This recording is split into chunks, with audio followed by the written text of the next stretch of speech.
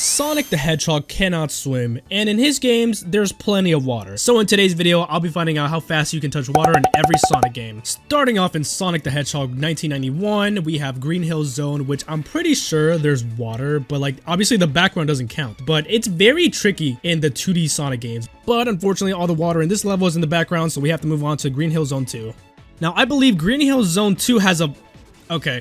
But I'm fairly certain that Green Hill Zone Act 2 has a waterfall of some sort, so we're gonna see if I actually touch it or not, because, alright.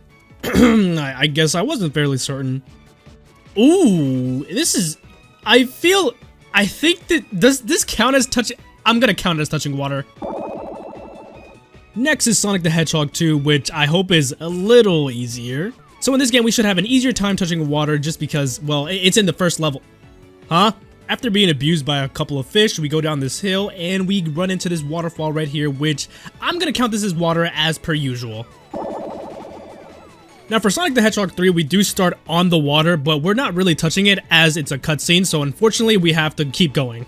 Now I do understand that there's a waterfall right behind us, but technically, the only ones I'm counting are the ones that are in front of us. Like I said before, the 2D games are a little difficult to explain. Like, is this water? Oh my god, wait, this one's... Wait, we're water! Sonic R is a very interesting game. Now, this game I have literally never played before this year, but from my brief 5-minute encounter with this game, which is not that much, but it's something, the one thing and only thing I have to say is, why did they make the controls feel so slippery? It quite literally feels like they just buttered up their shoes and decided to go ice skating, but anyway, agua. Next is Sonic CD, a game that I will never forget to put in a video anymore. I promise I'm never forgetting it. Now there is one little problem with Sonic CD. My game runs at 2x speed. Now, why? I don't know! Anywho, there is no water you can actually touch in Zone 1. Now in Zone 2, we do get this waterfall over here, which means we have touched water. Up next is Sonic Adventure, a game that has literally water in the background. This game is literally water. Now, after we skip this cutscene, we get to the boss fight with Chaos Zero, and after that, we pretty much just touch water. I mean, everything is water. Chaos is water. It's raining. Can I please? Okay, there we go. I love you. We start out in the beautiful city of San Francisco, where we play as Sonic he's a terrorist, okay? Look at this.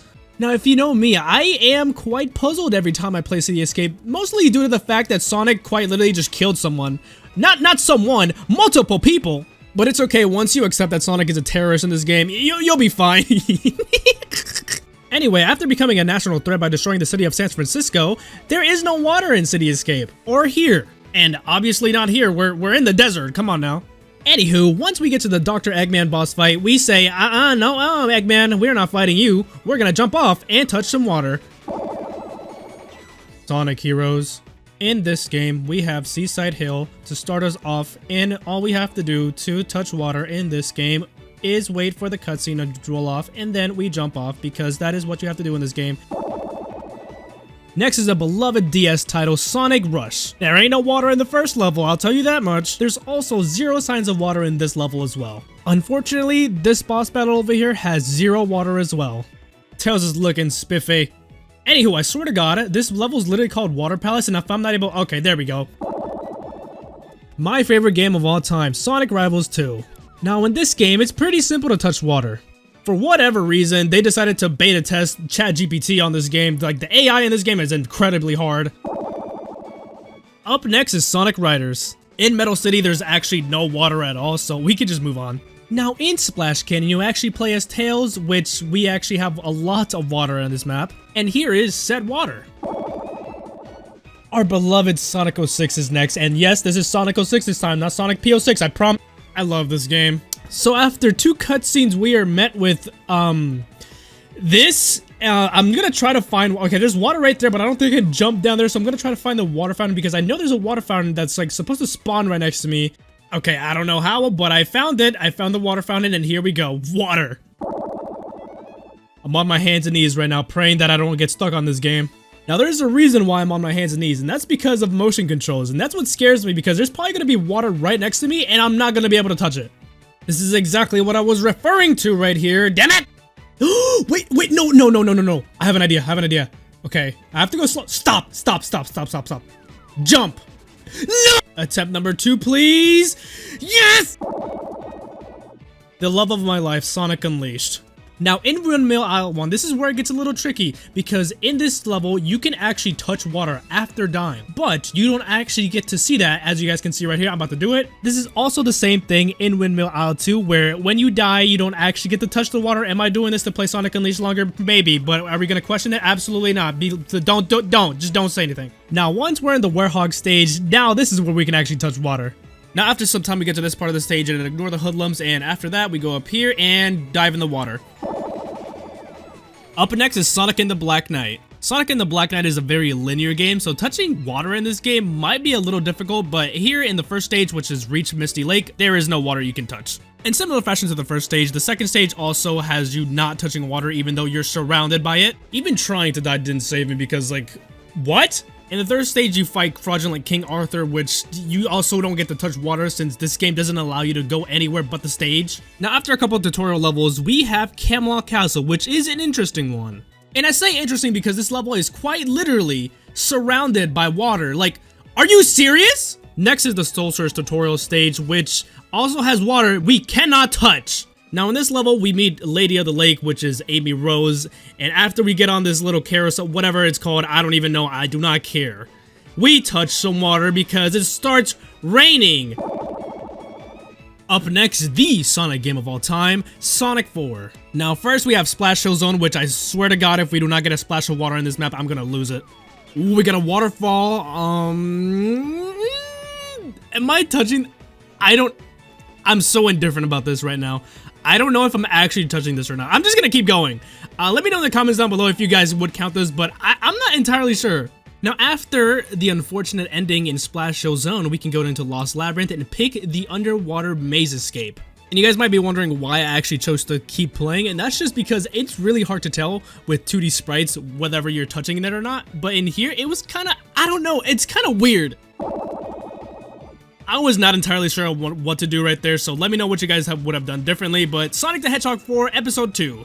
Now, in Sonic 4 Episode 2, you actually touch water pretty easily, thank God. Amen. Sonic Colors is the game that I have no idea how long this is gonna last. So in Tropical Resort Act 1, we should expect to touch some water, right? No. Shouldn't have to worry too much though, right? Because there's some in Act 2, right? No.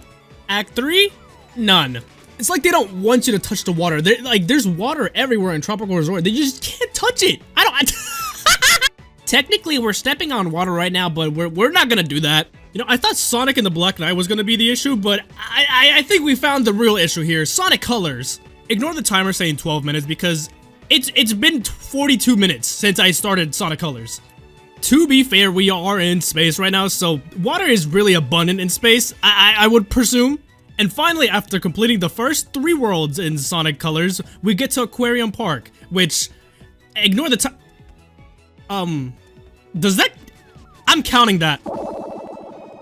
Up next is our baby boy Sonic Generations. Now, for whatever reason, I'm still Mario. Now, in Green Hill Zone Act 1, there is no actual water you can touch. Wow.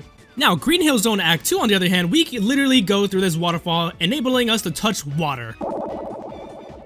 Ooh, we finally reached Sonic Lost World. I am exhausted, bro. I've been doing this all day. Good lord. We start at a Windy Hill Zone, which we could literally just scroll right here, and then we have touched some water. I don't know how this is possible, but as soon as I opened this game, my controller just gave me a splinter. I swear to God, I hate Sonic Boom every single Anywho, thankfully, we don't actually get to stay in this game for that long because of this glorifying waterfall right here.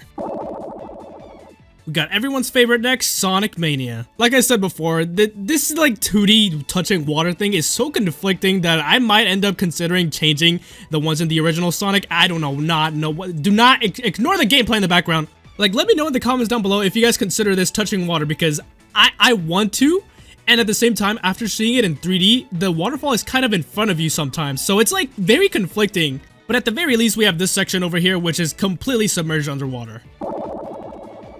I'm actually very scared for Sonic Forces, just because I don't actually remember. Actually, no, you know what? There's probably some sewer I could find some water in.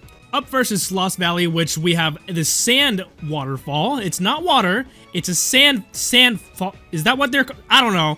Now in this level you can touch the water if you fall and die, but I don't really want to do that just because, like I said in Sonic Unleashed, I want to touch the water before I die. Now in Classic Sonic's Ghost Town we actually can go down the sewer over here and touch some water. I love sewer water!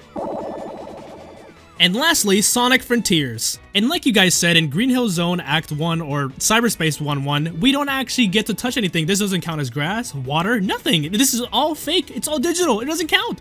Now, once we actually get out of this cutscene, we actually do get some rain, which means we have touched water. With all Sonic games being complete, we have Sonic Colors as the loser, being that we touched water the slowest in Sonic Colors at 57 minutes with 43 seconds and 28 milliseconds. Thank you guys all for watching, and see you guys next time.